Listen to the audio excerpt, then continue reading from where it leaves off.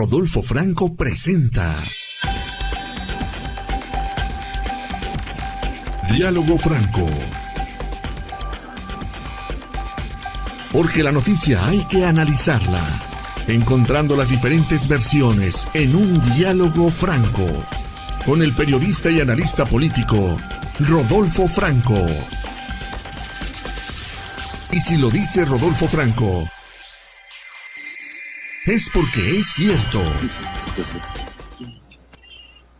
Bienvenidos a una edición más de Diálogo Franco en este inicio de semana. Es la primera semana del mes de mayo, quinto mes del año. Se está yendo, como coloquialmente se dice, como agua. Se está acabando el año rápidamente porque hay demasiada información. Mire, salimos de una tormenta cuando entramos a un torbellino, luego llega un tsunami. La semana pasada, creo que no fue una buena semana para la presidenta CONAC, Claudia Sheinbaum. Primero porque el embate de un expresidente, de expresidente a presidente, un presidente que, bueno, dicen las reglas no escritas de la política, dice que un expresidente pues normalmente decide callar, pero callar por algún tiempo. Sin embargo, en el caso del expresidente Ernesto Zedillo Ponce de León, en un foro en el que estuvo, externó su opinión sobre México, pues no pasó a mayores, pero luego escribió un artículo para una revista denominada Letras Libres, en donde hace una severa crítica y cuestiona la reforma judicial. Reforma que, hay que decirlo, muchas personas la hemos criticado, hemos opinado que no es lo mejor para México, pero finalmente ya está. Y dice que es una reforma impulsada por López Obrador que la presidenta Claudia Sheinbaum ha dejado pasar sin ningún problema. Esto generó no se imagina la respuesta de Sheinbaum, una respuesta tremenda. Inmediatamente lo acusó del tema del Fobaproa. Luego, en una segunda carta de Zedillo, dice, bueno, pues vámonos al tema del Fobaproa. Vaya contratando usted un despacho independiente, pero que revise el Fobaproa y que también revise los gastos en la refinería de Dos Bocas, el Tren Maya, la cancelación del aeropuerto de el Naim, el aeropuerto de Texcoco. Bueno, se hizo una sarracina del tamaño del mundo, incluyendo que embarraron a la esposa de Zedillo, a la señora Nilda Patricia Velasco, acusándola de presunta relación con un grupo de la delincuencia organizada, específicamente el cártel de Colima. Bueno, se hizo todo un show. ¿Quién tiene la razón? Eso no lo sabemos, quién de los dos tenga la razón. Lo que sí le puedo decir, porque el Fobaproa nos dolió a muchos, hay que decirlo. Quienes teníamos empresa, pues nos fue terriblemente mal. El hecho es de que las palabras de Zedillo contienen algo de verdad. El tema de la reforma al Poder Judicial, y entre ellos también lo que dice, revisemos todas las cuentas. Pero como nosotros no somos expertos ni opinólogos, le hemos pedido a Fernando Belaucerán, que él es un politólogo, él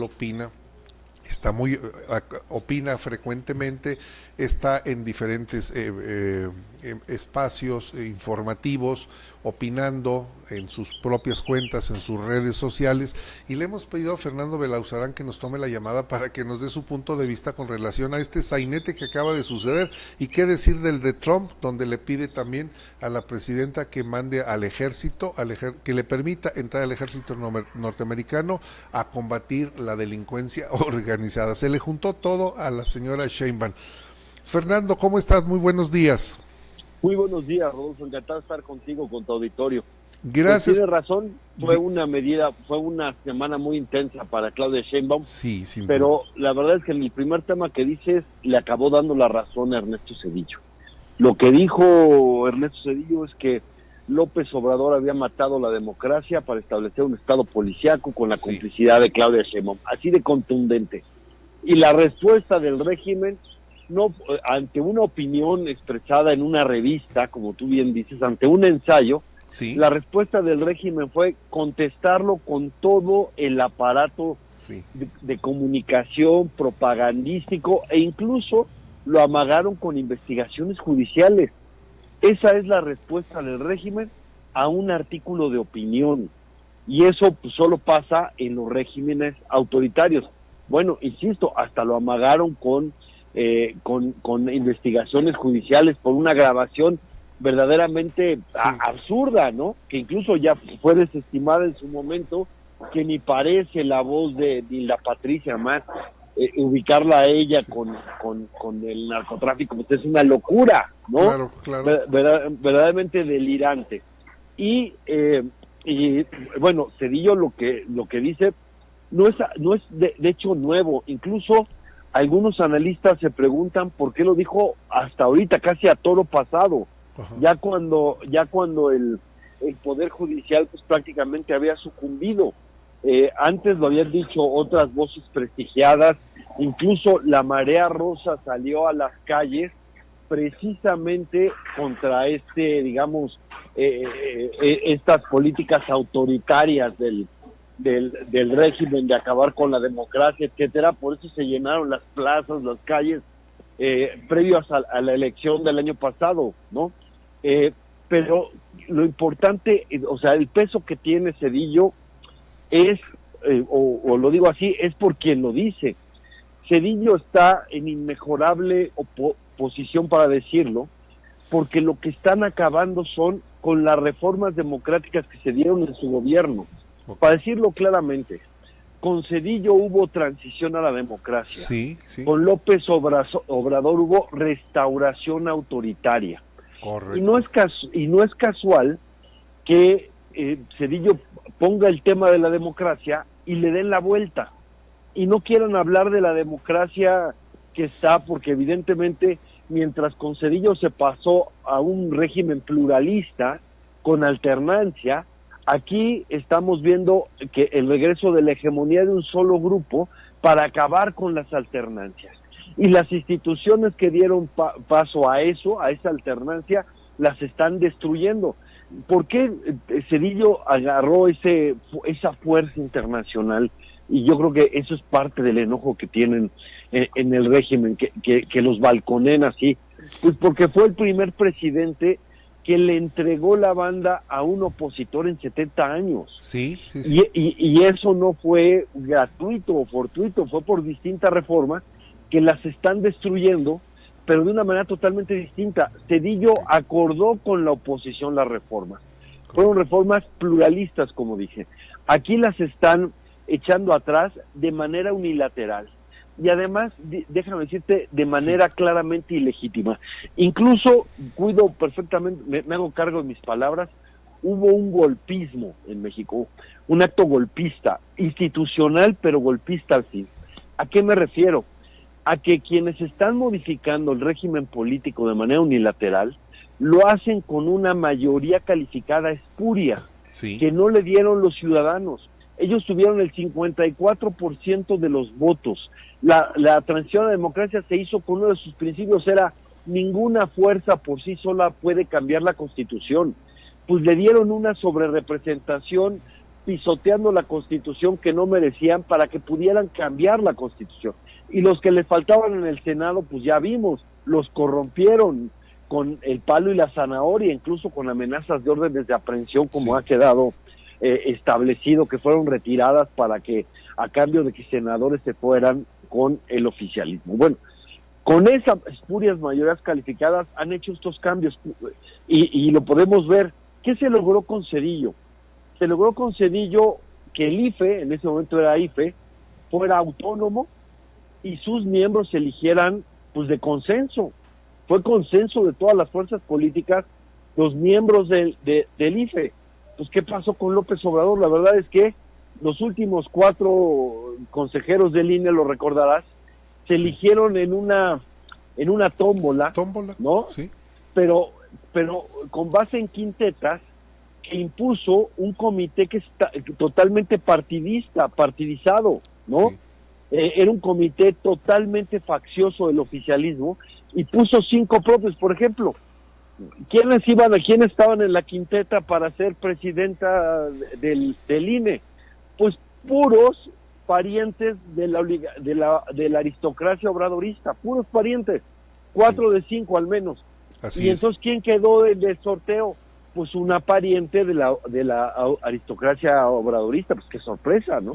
Y así pasó, y así se apoderaron del INE. Y además, insisto, con la sobrerepresentación quedó claro eso. En el Tribunal Electoral que se hizo también el trife para calificar las elecciones en esa época. Bueno, pues la verdad es que tú recordarás que como no tenían las 2/3 partes para imponerlos partidistamente a los integrantes que faltaban del Tribunal Electoral, los dejaron vacantes, porque tenían 3 de 5, cuando debía ser 7 en el tribunal, y con eso les alcanzaba para manejarlo, y ya vimos pues, cómo se ha manejado el Tribunal Electoral. No, pues, a modo, a modo. Está totalmente capturado. Y claro, el punto de quiebre, claro, el otro cambio trascendente también es el de la Ciudad de México, que en ese momento era Distrito Federal, y que antes parece mentira decirlo, pero la verdad es que los capitalinos no elegíamos a nuestras autoridades, eran designadas por el presidente de la República. Y el cambio que se hizo en todos estos cambios en 96 también incluyeron el voto para elegir al jefe de gobierno, que primero fue Cuauhtémoc Cárdenas, hasta 1997. Gracias a eso, López Obrador pudo ser jefe de gobierno, por cierto, sin cumplir los requisitos de residencia. Ahí dicen que uno de los pecados que le pone a Zedillo es que le dio una ayudadita a petición de la Bastida, porque no querían que el efecto Fox arrasara en la Ciudad de México, y le ayudaron a que fuera candidato sin tener los requisitos. Pero bueno, ese cambio, sin todos estos cambios, jamás López Obrador hubiera sido presidente, jamás. Pero precisamente por lo mismo, porque le sirvieron estos cambios para llegar al poder, pero como no quiere soltar el poder, ahora los echa abajo. Ahora, ¿cuál es el punto de quiebre para Zedillo? El punto de quiebre es el Poder Judicial, lo que está pasando en la Corte, lo dijiste bien al principio. Pero fíjate lo que hizo Zedillo. Antes, ¿qué era la Corte? Pues la Corte era una oficina del PRI, sinceramente. Sí. Pasaban a ser senadores, diputados priistas, y luego tenían un divino retiro como ministros de la Corte, ¿no? Sí. ¿Y qué hizo Zedillo? Lo convirtió en un tribunal constitucional. ¿Qué significa? Un espacio donde se puede dirimir si las acciones de gobierno cumplen o no con la Constitución, si leyes que haga el Congreso cumplen o no con la Constitución, y dirimir, por supuesto, conflictos entre poderes, conflictos entre municipios con gobiernos, etcétera. Un tribunal constitucional con 15 independientes. ¿Qué pasó? Pues pasó a retiro a 26 que eran pues correligionarios, todos eran priistas, sinceramente, de la Corte. Pasan a retiro y nombra 15 que son independientes. Pues bueno, la verdad es que quien no puede negarlo es López Obrador. ¿Quiénes estaban entre esos 15? Por ejemplo, Olga Sánchez Cordero fue de las originales. Okay. ¿Quién más? Genaro Góngora Pimentel, que era muy amigo de López Obrador. Juventino Castro y Castro, que llegó a ser diputado del PRD, ¿no? Y la prueba de fuego, sinceramente, Zedillo sí tuvo reveses en la Corte, como los tuvo Fox, como los tuvo Calderón, como los tuvo Peña Nieto, ¿no? En algunos temas torales, la Corte falló contra la voluntad presidencial. Eso sucedió con López Obrador, pero él ya no lo aguantó. Él cree que la Corte tiene que ser como Donald Trump. Igual, en eso López Obrador y Donald Trump, como en muchas otras cosas, son idénticos. Sí. Y no quieren la independencia de los jueces, ¿no? Y eso fue lo que provocó que, como sabes, que López Obrador entrara pues en una venganza contra el Poder Judicial, e hiciera esta reforma, y está haciendo exactamente lo opuesto a Zedillo. Si Zedillo renunció a tener de empleados a los ministros, como lo tenían todo el Poder Ejecutivo en el tiempo del priato, ¿no? Lo que hizo López Obrador fue quitarles de independencia para controlarlos. ¿Cómo? Con unos comicios, pues con las cartas marcadas, ¿no? En donde va a participar muy poca gente, ¿no? Las boletas son totalmente, pues prácticamente ininteligibles, y además ¿quiénes hicieron las boletas? ¿Quiénes determinaron quiénes competían? Pues en gran medida los propios oficialistas, tanto el poder legislativo que controlan como el ejecutivo. Y el poder judicial, que hizo un comité de evaluación, recordarás, como ellos no quisieron desobedecer una orden de un juez, el tribunal determinó, el tribunal electoral, sin atribuciones por cierto, determinó que lo decidiera el Senado, ¿no? Y el Senado puso a todos, por cierto, ya están admitiendo que hay candidatos ligados al crimen, vinculados al crimen. Pero bueno, todo eso que lo que se ve es el control del Poder Judicial, porque aunque haya algunos que se aventaron con el pase automático o tengan experiencia, etcétera, y la elección vaya a ser un merequetengue tremendo por lo raro, porque, insisto, van a ser clientelas con acordeón en mano y tú no sabes cómo van a votar ya a la mera hora, porque es una locura. Claro. A pesar de eso, el régimen tiene garantizado el control de dos órganos básicos. Uno, la Suprema Corte de Justicia de la Nación, y el otro, el Tribunal de Disciplina. Si algún juez votara en contra del criterio del gobierno, pues lo pueden remover en un 2x3 y hasta fincarle responsabilidades penales. De ese tamaño es el poder del comité disciplinario. Con eso van a tener el control. Y la Suprema Corte de Justicia, que mira, es increíble, pero uno de los que es favorito del oficialismo es el hijo de Gutiérrez Rebollo, que precisamente pues fabricó esta acusación contra la esposa de Zedillo, que es absolutamente delirante. Y como lo dijo Paco Calderón en su cartón editorial de Reforma, si quien quiere ser ministro hace campaña fabricando ese tipo de pruebas para acusar, ¿qué nos espera si llegan al máximo tribunal?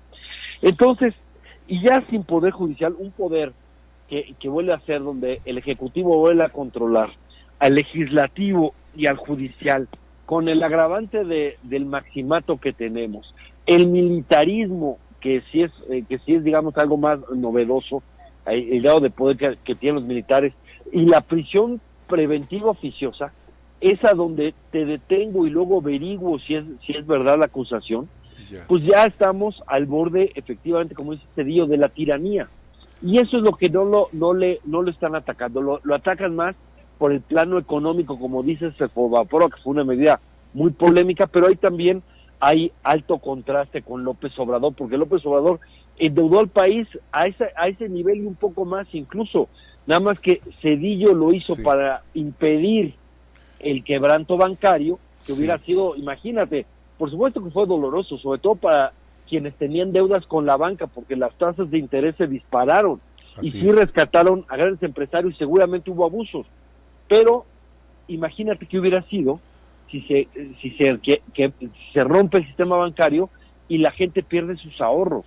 Hubiera sucedido lo de Argentina, cosas así. Entonces tomó una medida impopular, profundamente impopular, pero al final de cuentas, en el sexenio de Zedillo se creció al 3.4% anual.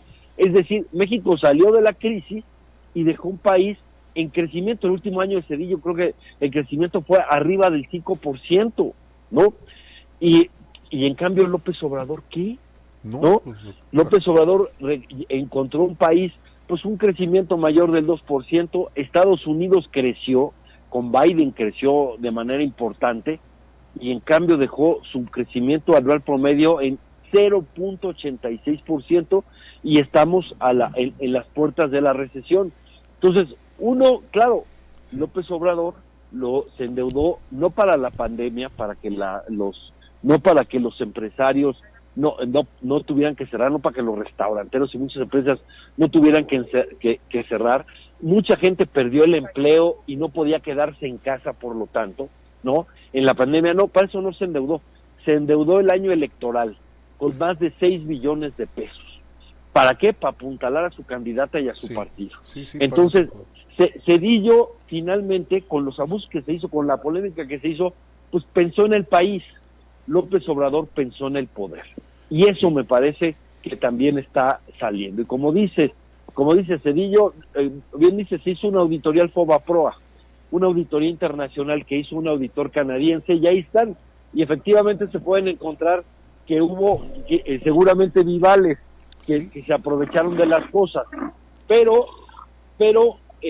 lo que no va a haber auditoría independiente es en la cancelación del aeropuerto de Texcoco, que seguimos pagando, ni de la ampliación de Santa Lucía, que es el que está entrando en su lugar, ni tampoco de Dos Bocas, que iba a costar 8,000 millones de dólares y ya está costando más de 20,000 millones de dólares, y la verdad es que sus beneficios son raquíticos.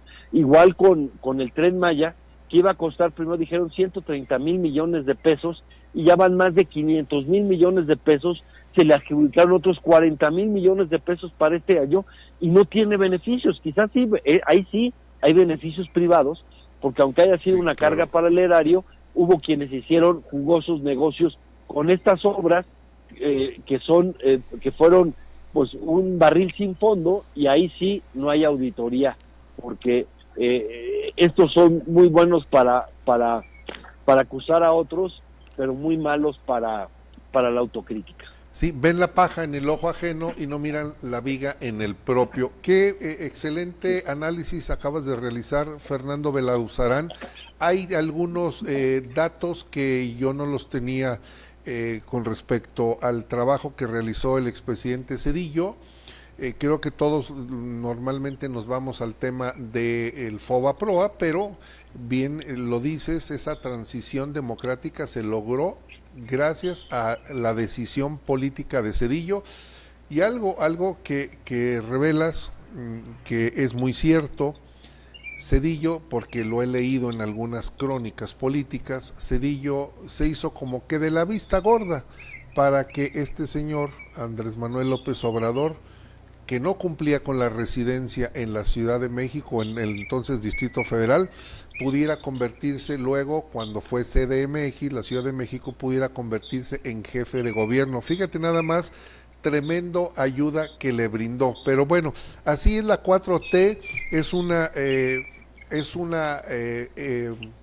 un grupo de expriistas, también hay que decirlo, de expanistas, que abordaron el poder tratando de construir el viejo PRI, un régimen totalitario, abusivo, donde ahora con la modificación a la ley de telecomunicaciones estamos hasta en riesgo de perder, si es que finalmente lo aprueban, hasta el riesgo de poder perder nuestra plataforma para seguir informando. Ayer que subíamos el promocional de la charla que tendríamos contigo, no te imaginas los ataques que tuvimos, y desde luego pues son gente pagada por la Cuarta Transformación o el segundo piso de la Cuarta Transformación para denostar.